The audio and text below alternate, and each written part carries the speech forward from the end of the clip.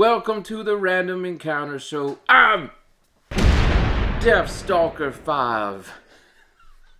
If I don't take out the shelves behind me, that would be good.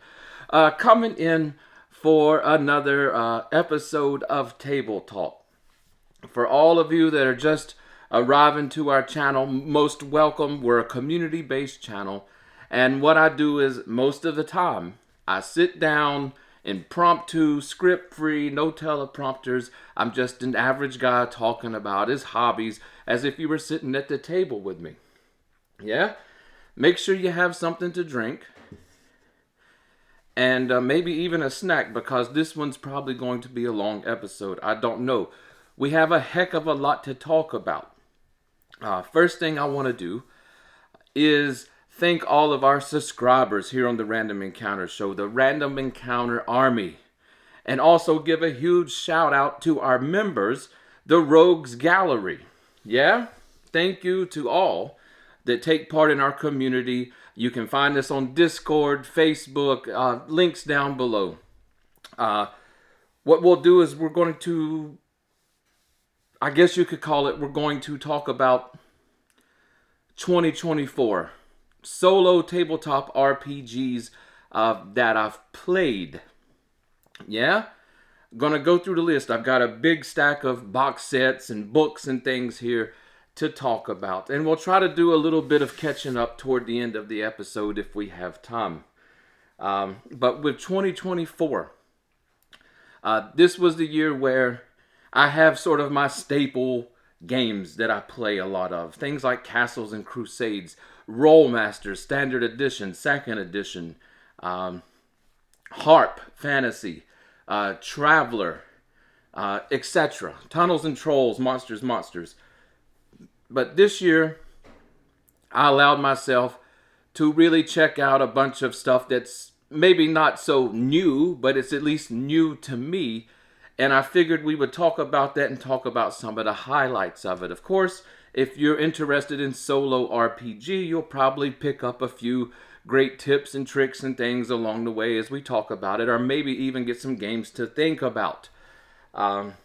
So yeah, one thing I will mention is 2024 has been one heck of a year. One heck of a year. From health and dental issues to just complete chaos in life. I haven't been able to get on the camera as much as I've wanted to. Nowhere near, and I haven't been able to put out the stuff that I was planning to put out. Everything from having a paralyzed, left arm because of the degenerative disc in my neck, along with a tore tricep. That put me down. Cracked tooth. I mean, you name it. It's been wild. Yeah. But in the midst of that, I have got some gaming done. We've did some posts and such, over on the community page and also on Facebook and Discord and such things. And talked about a few of the solo campaigns I've been running and what I've been running it with. This year was a time I took a break from miniatures gaming. I'm a huge fan of miniatures gaming. We'll have to do a complete episode on that, but I feel like playing with miniatures adds more of a game aspect to it, especially solo. Having terrain set out. Your NPCs, your opponents, your party, your player character, etc. And being able to have that sort of tactical, strategic combat on the table adds a whole big element to solo gaming for me. But I'm equally as happy for most part, depending on the game system. And we'll talk about this with some of the systems we're going to talk about, rule sets that is.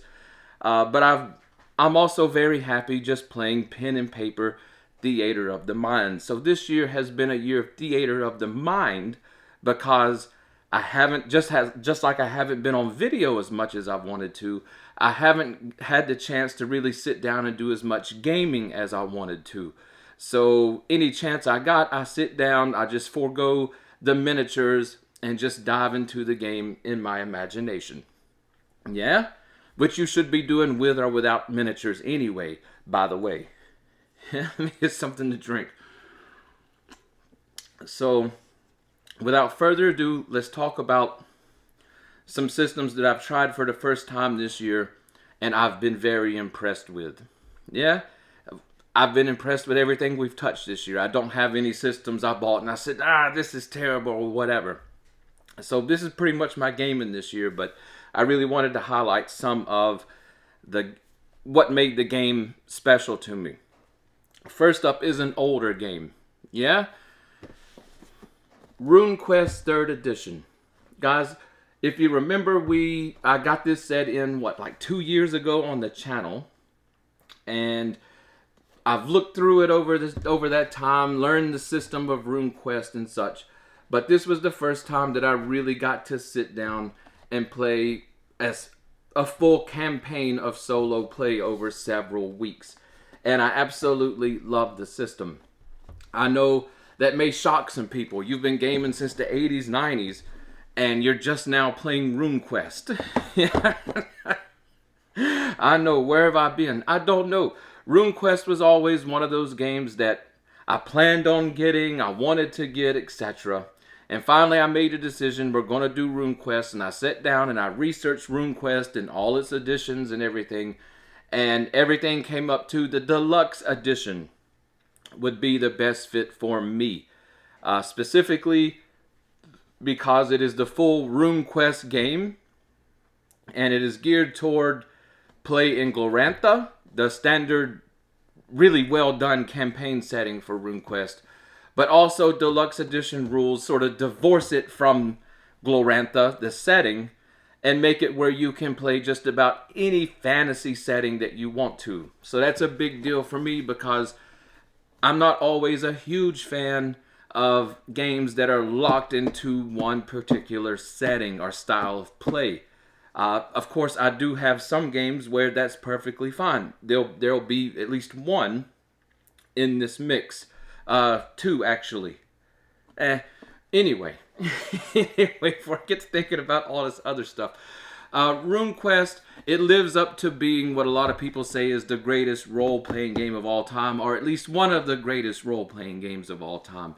It's definitely a big name, and has been a big name in the role-playing game community since its inception in the 70s. Yeah? But yeah, absolutely love the deluxe set. Things for solo play I absolutely love about this is, number one, it offers a lot of freedom in player creation when you create your character. When it comes to solo play, I really like to get behind the eyes and actually role play in the world that's I'm using my solo tools to generate. Role play that character. I don't like RPG systems and such where it limits player creation. Well, I say I don't like them, but I don't like them as much, I should say. Yeah, got to be careful how we speak. People jump on us. But typical like D&D game, clones, OSR, that kind of stuff, where the game's designed specifically for a party of 4 to 6, and all the characters have their strengths, and together they can sort of progress through the game. As a solo player, I don't want to necessarily be stuck in playing a whole party. To me, that takes away from the actual getting in and role-playing a character aspect, trying to role-play a whole bunch of characters.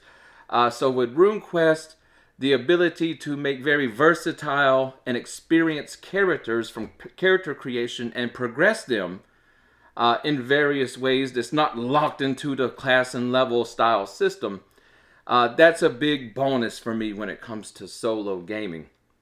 Of course, in-game solo gaming, your characters are going to need help sometimes. I do as I would in real life.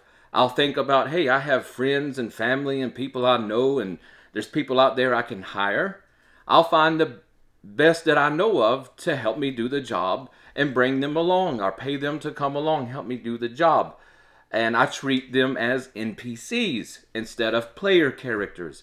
That builds a little dynamic between my character and those in the world around him.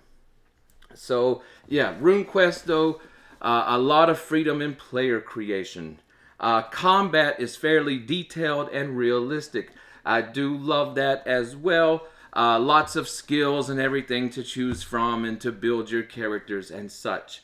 The role-playing game engine, I think they call it the basic role-playing system, the BRPS. It's good, but I would not consider it the best it's ever been.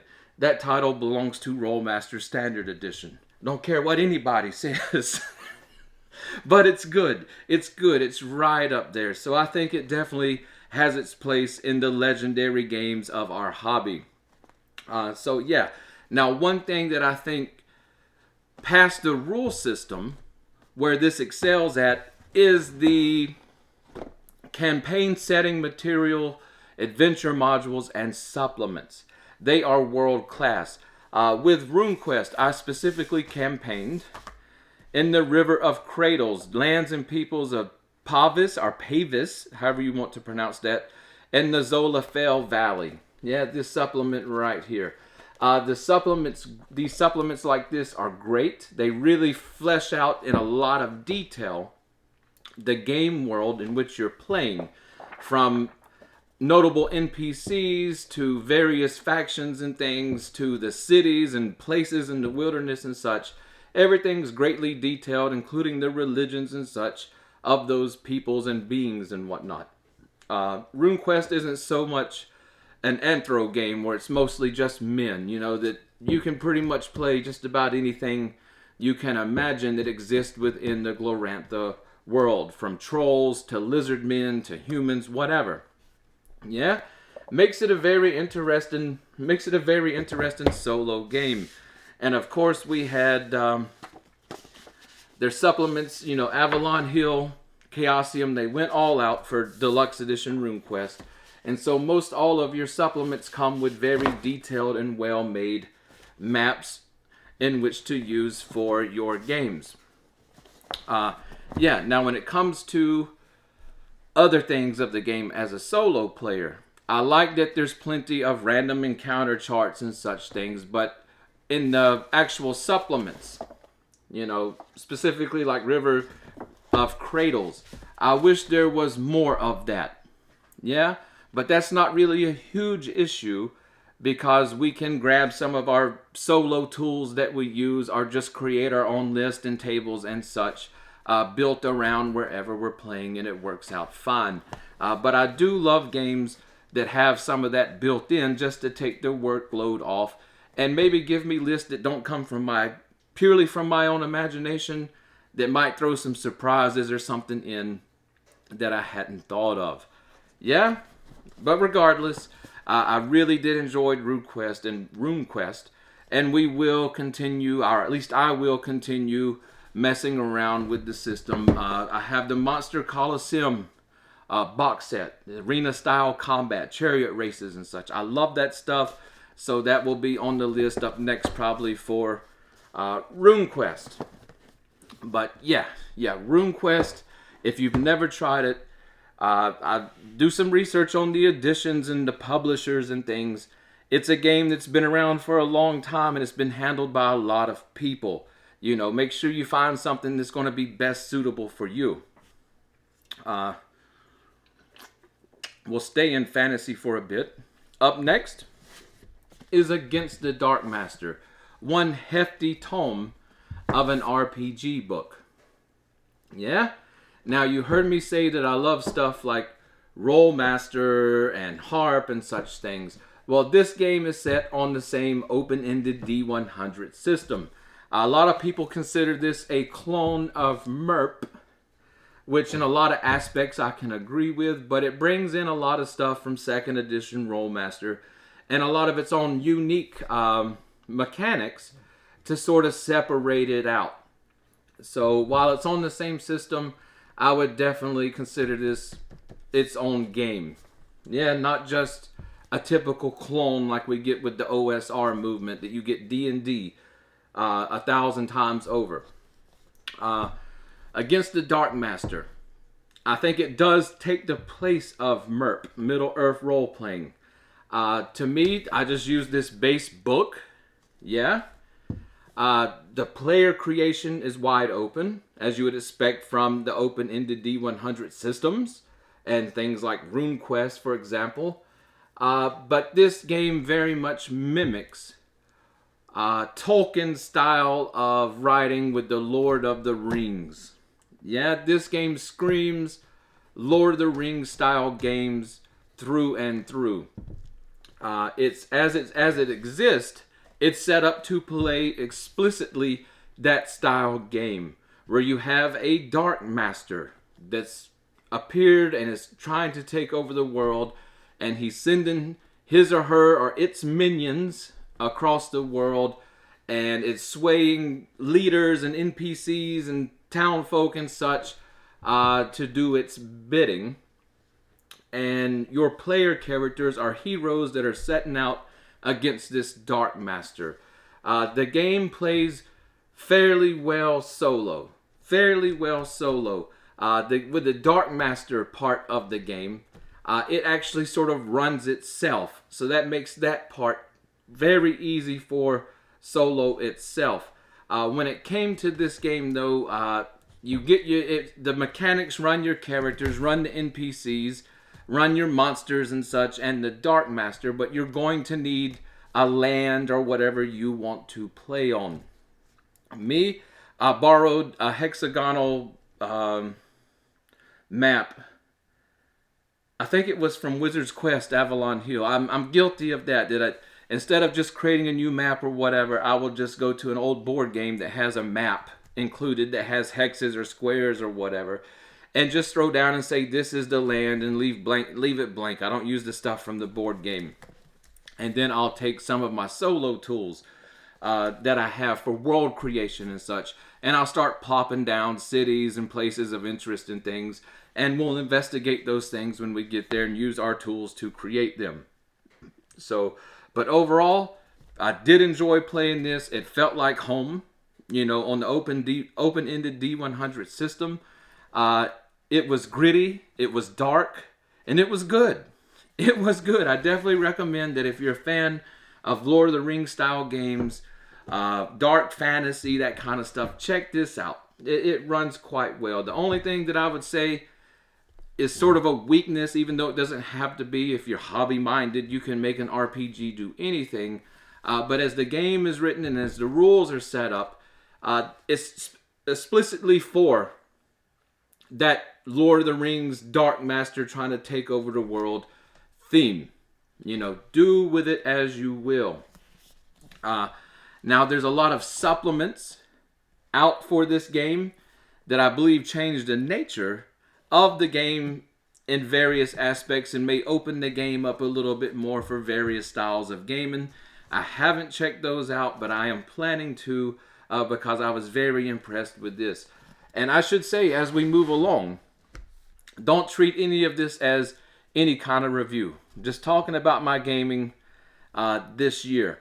We're going to come back, stuff that we haven't reviewed yet, we're going to come back and just do full reviews. Some of this stuff's going to definitely have deep delves, etc. Probably for my biggest surprise of 2024 belongs to the Imagine role-playing game or system. Where do I want to start with this? I'll just talk about something for a second. Maybe it'll make more sense for you.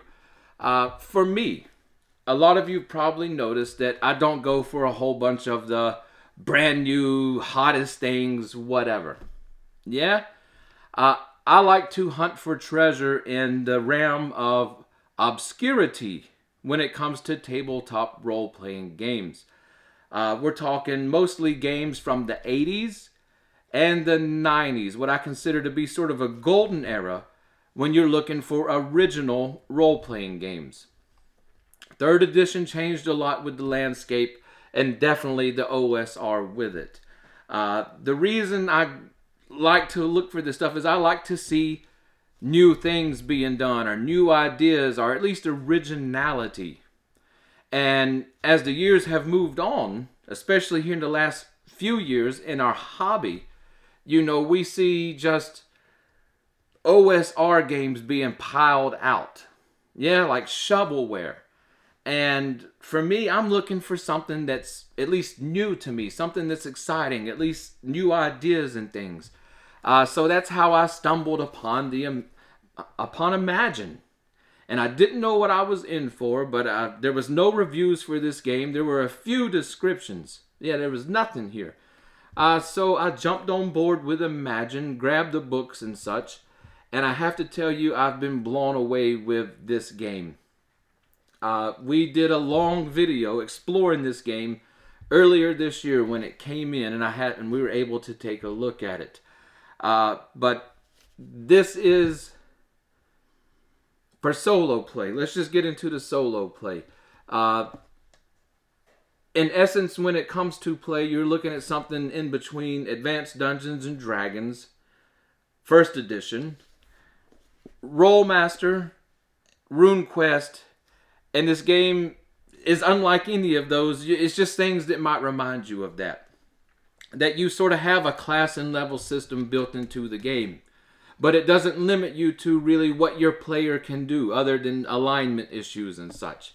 So even though it's on that class and level system, it's still a wide open spectrum with skills and everything that your character can pick up, making your characters way more versatile than those original Dungeons and Dragons style characters.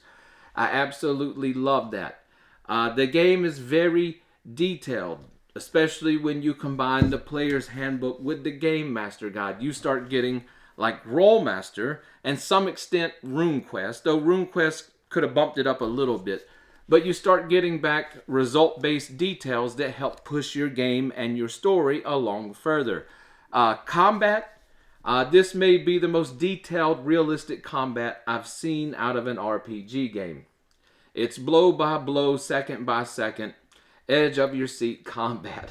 The magic system, fantastic. Skill system, fantastic. It will be an initial investment to learn this system because it is so different than anything you've probably ever seen.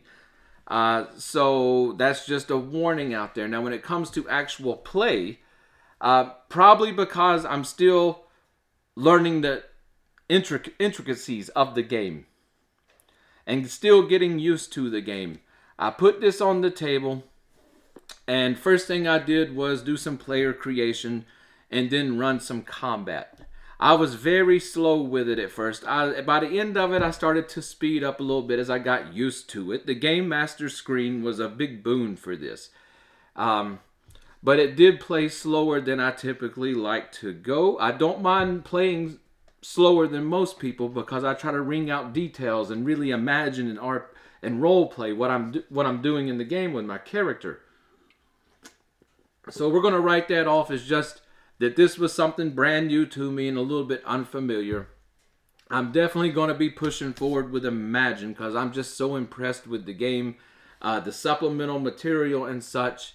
The one thing I would say is in the Game Master Guide and etc., very little's given for solo players as tools. You know, random encounter charts. There's some. You know, personality charts. All the stuff that we go into our game systems and look for to generate that detail that we're looking for. That NPC or this monster or this town or whatever. It's not got a lot of that included in it. But, you know, Michael Tenry, the guy, the main driving force behind this RPG system, he's been putting stuff out regularly, and he has teased us that he's going to put out some solo material for Imagine. And I can't wait to see it because I believe out of all the people in the world that I've met and I've spoke to and I've taken a look at what they've written and how they've presented things and the way they talk, Michael, I believe, would be probably my first nomination on someone to, I don't know, basically give a master class or a seminary or something on role-playing games, creation, development, play styles, etc. This guy really knows what he's talking about. He has a lot of experience, and it shows all throughout his work and throughout all the conversations I've ever had with him. If you want to bug him, he's over on our Discord channel. Sorry, Mike. But I really, really, really appreciate what you've put into this game. I really have. It's like I said, it's a monster of a game. It's a monster of the game. I didn't even bother bringing down all the supplements and stuff. You can go take a look at the video. This is just the player's handbook, for example. It's a monster of the game. But for solo play, outside of messing with player creation and combat and getting used to the system, I did give the Borrow of Macmillan some play. I didn't make it to the end of the adventure because I got distracted by stuff on the map and it turned into its own kind of thing. It's an adventure module. It's not written for solo play. Yeah, one of the big boons you can have for solo play, and of course we're going to cover it, is how to take any adventure module, even the very railroady ones, and turn them into sandbox-style adventures. Yeah, but I did stick to a lot of the stuff throughout the book until we got. I don't want to throw spoilers out there.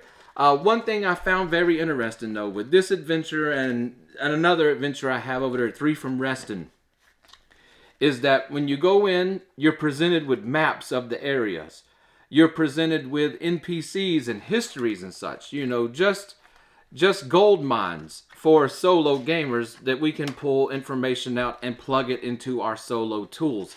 But one thing I found interesting with this game is that using the adventure module, I know it may be hard to see for the small print on the camera, not hard on the eyes at all, but for the adventure module, many of the NPCs and such that you're going to meet as a player character, they sort of have almost like computer games, pre-programmed things they're going to say to the character when those characters meet. And based on that meeting, those NPCs may treat you differently later on in the adventure modules if you meet up with them again. Yeah, I love that. I love that. That's something that I haven't seen before. And it's something that I think solo authors who are looking at solo gaming may want to take a look at and maybe utilize and play with and see if we can't get a more comprehensive system out of that. But the foundations are there and they're fantastic. But yeah, imagine this game, because like I said, when you get out into the more obscure RPGs, especially from the 80s and 90s, you have no idea what you're getting into. Yeah? So it's literally like a treasure hunt. You know, that you'll go through 3 or 4 RPGs that you find, and they probably have some good ideas in them, but the execution of those ideas just didn't work out or whatever. So it's throw it back on eBay, see if you can get rid of it and try a few more. But every once in a while, I think Imagine takes the hidden gem category by storm. You find one of those hidden gems, and it's like a breath of fresh air. Yeah? It's like a breath of fresh air. It's like, holy smokes. Let's move along. We'll get out of the fantasy genre. That was my fantasy gaming for the year. Yeah? I had a good year with some fantasy gaming. Up next, The Mutant Epoch. Yeah, by William McAuslin. This was sent over to the show by our good friend, member in the Rogues Gallery, Steve Priest. He said, I've never looked at mutant style games. They've never drawn my interest whatsoever. Yeah, but he says, Deathstalker 5, you have to check this out for solo play. And he's a guy that I talk to on the regular, and he knows what he's talking about when it comes to RPGing, solo hobby, etc. So I said, of course, I'm going to take a look at this. And like Imagine, treaded in some new territory here, completely blown away. For solo gaming, this thing ticks all the boxes. It ticks all the boxes. Player creation's open. It's a lot of random stuff. Yeah, a lot of this game is sort of mini games. We're going to talk more about this in a minute with some other systems. But it's almost like mini games where you roll through series of charts, and at the end of it, you get something like your player character, for example. But the game is its own individual identity. Yeah, it's on mostly a D100 percentile system like RuneQuest and such. But it does have other mechanics. It's just its own thing. You'll have to get it and check it out if you haven't. I'm always late to the game with stuff. But the book itself, this is just the hub rules or the core rules. It's chock full, basically every page, with random tables. As a solo gamer, your ears should have come up. The game is obviously it's almost everything you can imagine. It's post-apocalyptic. It's humans have mutations going on. There can be aliens thrown in the mix. There's robots thrown in the mix. Cyborgs thrown in the mix. Just the end of the human civilization as we know it. And what the player characters, their main aim for, especially out of the hub rules, is to go out on excavations, out to sites and ruins and things, and they dig around and they look for what they would consider ancient things, but to us would be modern or even science fiction style technology that they can bring back and use in their societies, trade for them, etc. Fantastic theme of a game. That player characters is all over the board. I don't even know how many different player characters you could come up with. Everything from pure humans to cyborgs to mutations. That you have a mutant strain in you. You're not a pure-blooded human. And through those mutations, rolling up on all those charts and stuff, there's literally thousands upon thousands of combinations that you could come up with. Yeah, we'll have to go deeper into this game. With this game earlier this year, I rolled up 3 characters and I took them through this adventure module, the Mall of Doom, which is outside of what used to be LA.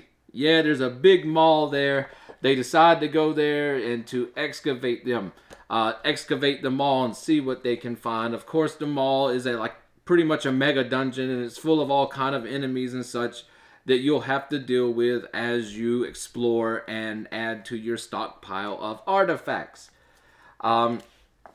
One thing I can say about this is, just as much as this is full of tools that are useful for solo play, the adventure modules are perfect for solo play. Yeah, now I scaled things back because I think this was meant for 6 to 10 first-ranked characters. So we scaled things back a little bit to challenge us, but keep it survivable for 3 player characters. Really 1 player character and 2 NPCs that he brought along with him.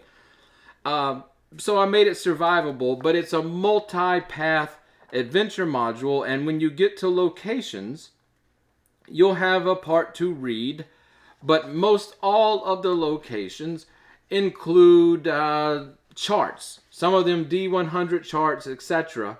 into what you actually find in that part of the mall in which you explore with. And I noticed I have Steve sent over, I believe, 3 adventure modules, and they're all written pretty much in this way. Yeah, fantastic soloing. On the holiday special, William sent over something special for the solo player in mind, and we're going to take a look at that when we do the holiday special and afterwards.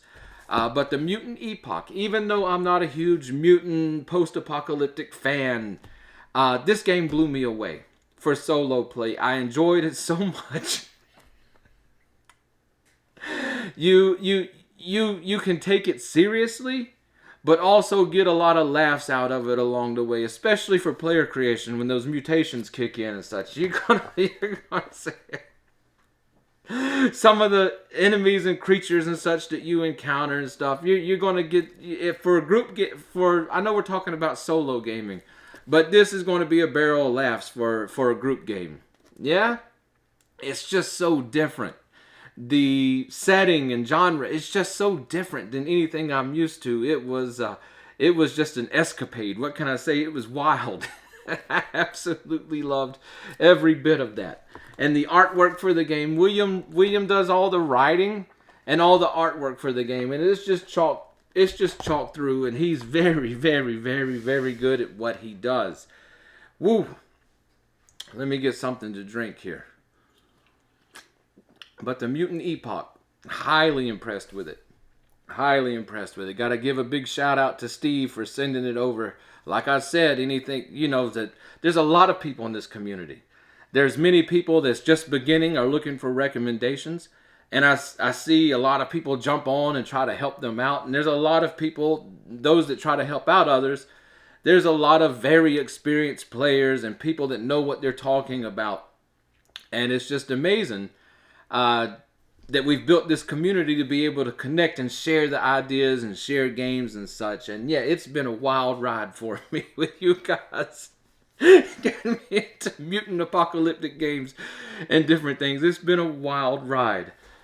Let's move over to some science fiction. Yeah?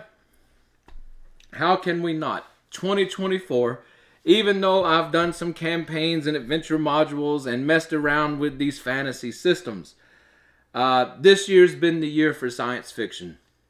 Yeah? And science fiction's funny for me. Is that I've always been a hardcore fantasy tabletop gamer. Yeah? Fantasy was my first true love for gaming. I was inspired mostly by movies like Conan the Barbarian, Ator the Fighting Eagle, such things, D&D, that kind of stuff.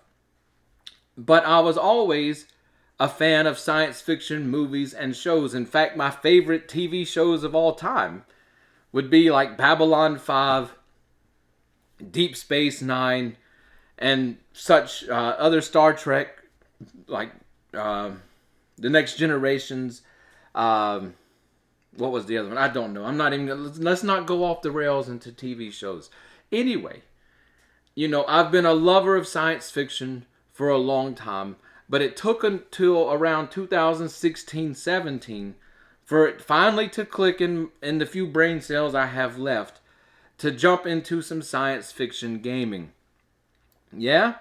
Oh, Firefly was the other TV show I was going to mention. Gone too soon.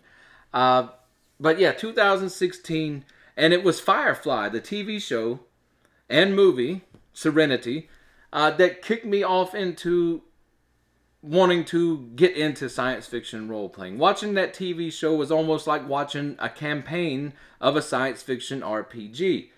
And it was helped along that Mongoose had released its second edition of Traveler, and I'd heard a lot about Traveler and everything, and I took a look at what they had going on with the second edition. It seemed very approachable and everything, and so I jumped right in.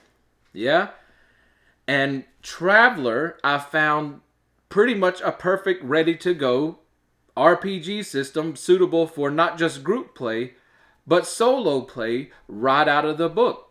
There was player creation, for example, was like a mini game. You sit and you roll up your player character, and you're going to get all kind of results that you have to use your imagination and connect them with other player characters or with the setting, whatever. Things like doing trading between planets and such. That's all mini games that the game master doesn't have to put any input to. There's a ton of stuff in the Traveler rules that doesn't require the game master at all. In fact, I'm pretty sure, at least for the experienced solo players around here, because I know that it's quite easy for me, that with the core rule book of Traveler, other than having an oracle like my D100 Common Sense Oracle video we did a few years back, a simple oracle, maybe a few books here and there for generating a little detail and story and such. That's pretty much all that's needed. It's ready to solo right out of the box. Our book, I should say. The Third Imperium setting is amazing. I love it. So Traveler has a lot going for it. Player creation is random.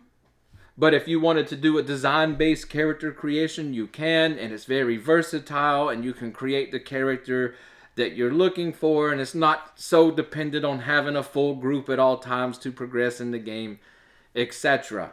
Yeah, very easy to generate other characters you may need, like if you're serving on a starship, for example, and you're part of the crew or whatever, you generate the rest of the crew as NPCs and let them do their jobs and let them have dynamics between each other, do their missions or whatever the heck they're into, and so forth.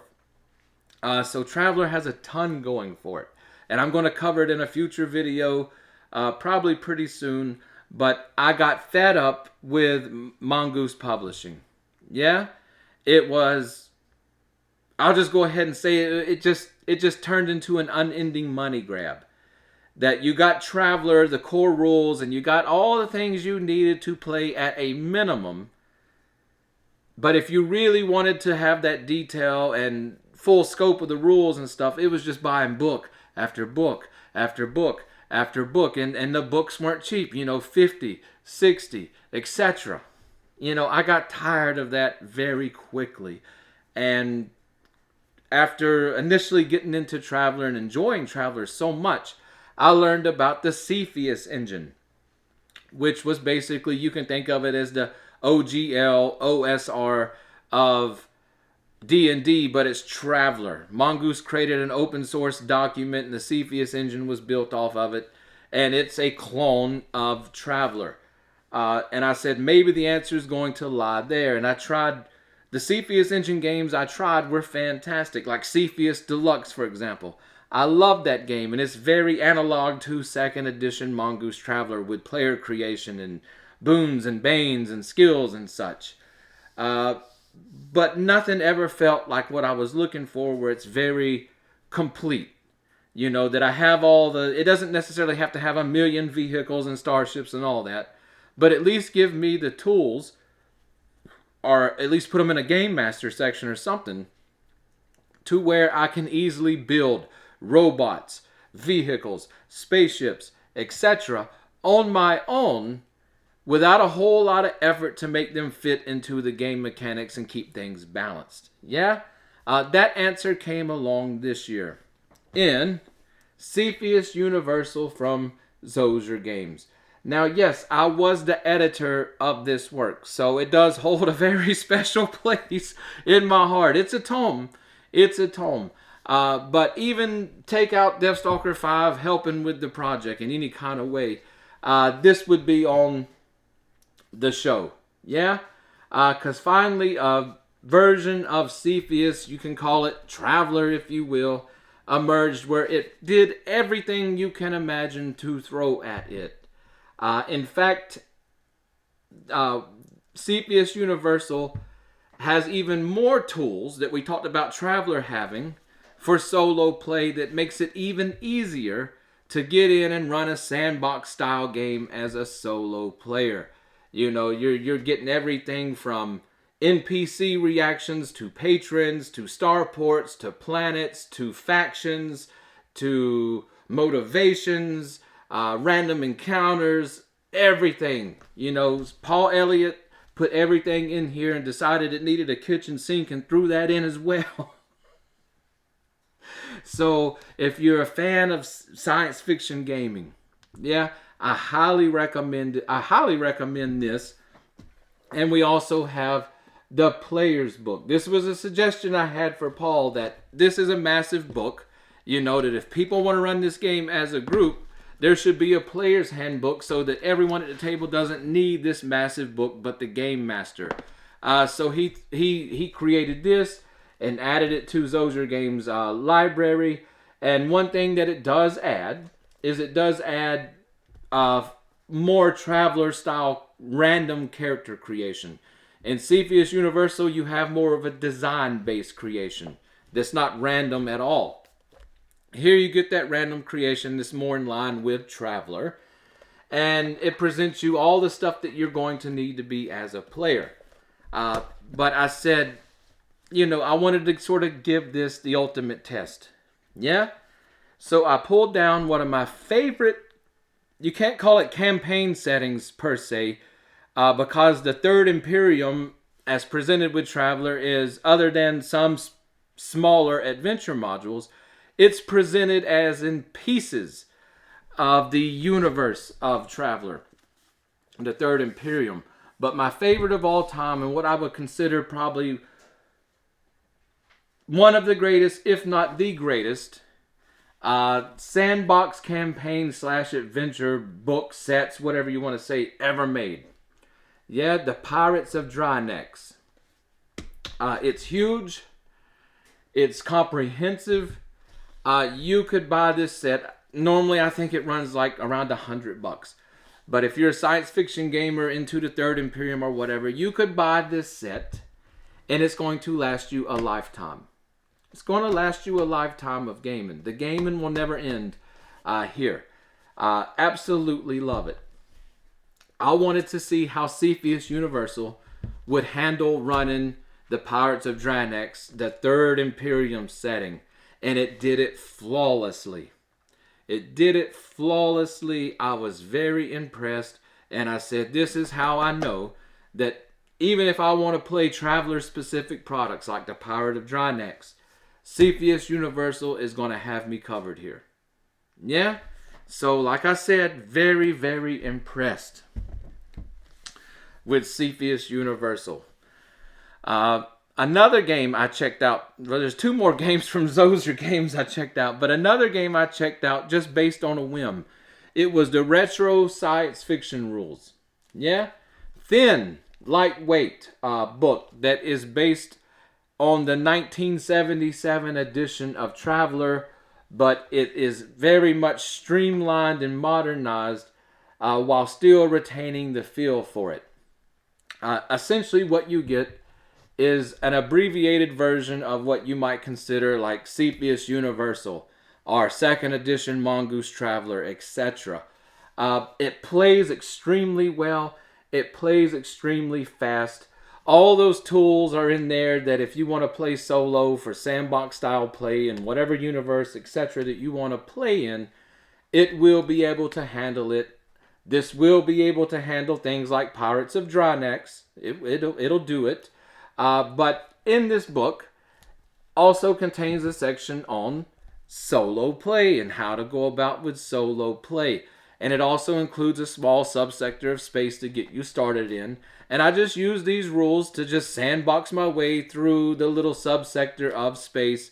And I had a good time. I just wanted to see if it could still roll with its big brothers and stuff. It doesn't roll as in the style that its big brothers do. But it's very capable and can handle your science fiction gaming. Yeah? Up next.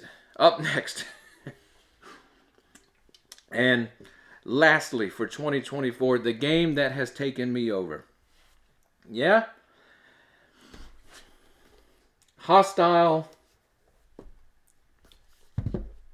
What more do I need to say? A lot of you are aware of this game, yeah? Especially you solo players, because of the Hostile Solo supplement. This game has blown me away, though. This is, I don't know how to explain it. This has pushed me into science fiction gaming to where it's pretty much taken me over at this point. I'm a massive fan of Hostile. What is Hostile? Hostile is actually a setting that Paul Elliott created for the Cepheus engine.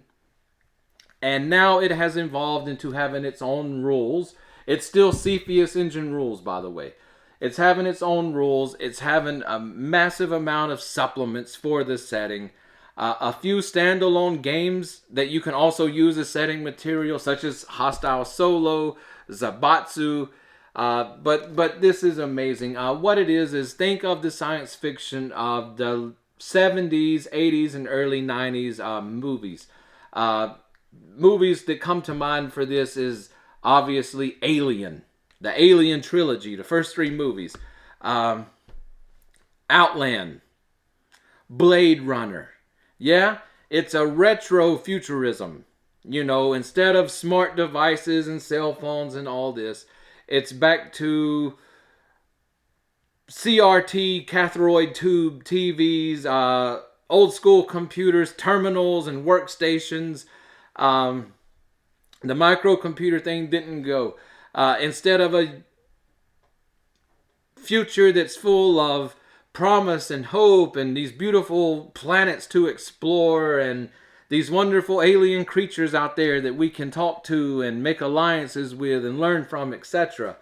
No. Hostile is named hostile for a reason. Space exploration, and the whole reason pretty much anybody's in space, is for profit. That the governments of the world sort of still run things, but it is the corporations who really run stuff, especially in outer space. It's like a very industrial game. Yeah, I've had so much fun playing within the hostile setting. I would suggest, we'll get into deep delve coming on hostile soon.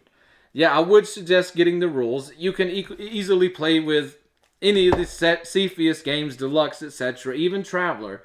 But the rules are pretty much identical in most all ways, at least in mechanics. But everything's specifically designed to fit right into the setting of hostile itself. When it comes to the solo ability of it, just like Traveler, just like the Cepheus games, etc., the rules themselves are pretty much soloable. Just add an oracle and some story driven mechanics or whatever you want to put back there. But with the solo book, which is technically a standalone game, it presents a style of solo of using a crew of NPCs to do different missions and such. That's not how I want to play solo. I don't want a third-eyed view of my crew and such. It's not a bad way, but for me, I really want to get behind my character and see the world through my character's eyes.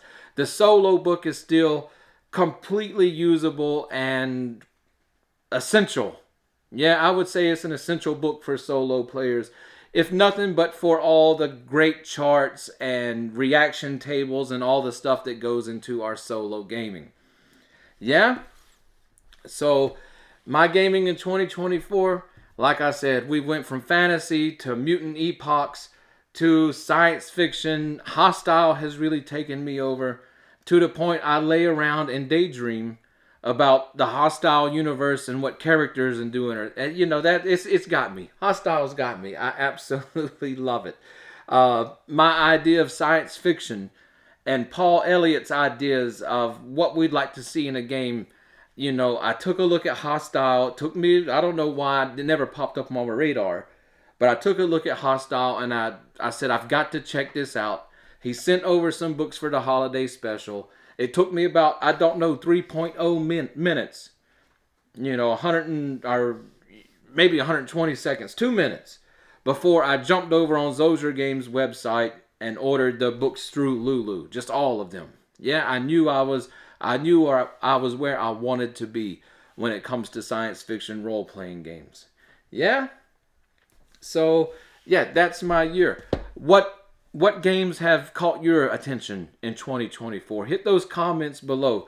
I'm going to put links to all this stuff that we talked about in the description below so that you can find it. What's going on here around the Fortress of Doom? A little bit of community talk. It's the holiday season. Prepping for the holiday special. Getting ready for family. Getting ready for friends. Trying to do all this shopping as a broke man is frustrating. Yeah, but trying to get all the shopping done, get all the work done that goes into the holiday season. And I apologize, I didn't even think about this, but if you've heard some popping and roaring noises and such, I've got the wood heater on. It's over here by the game table. I apologize for that. We're actually cold here at the Fortress of Doom. Yeah, 30s, 20s at night. Absolutely loving the cool weather.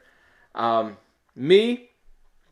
just healing up from having the left arm paralyzed. It's put a halt on almost everything. A few episodes back, guys, you remember I didn't know what was going on. Yeah, I went to the doctors, got checked out.